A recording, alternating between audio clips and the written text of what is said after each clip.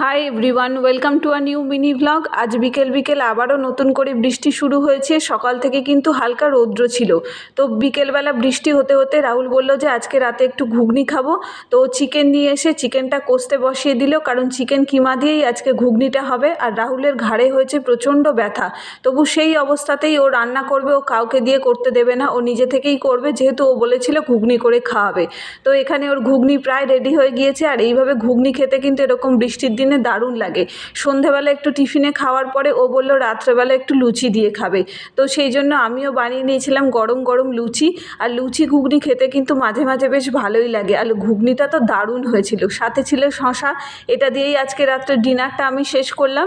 আর রাহুলের ঘাড়ে ব্যথা নিয়ে ও প্রচণ্ড পরিমাণ ভুগছে। ও কেমন আছে সেটা জানার জন্য অবশ্যই বড় ব্লগটা দেখে নিও। আর আজকের মিনি ব্লগটা এই পর্যন্তই থাকছে। যদি কিছু ভালো লেগে থাকে please do like, comment, share and subscribe our channel. দেখা হচ্ছে পরের ভিডিও।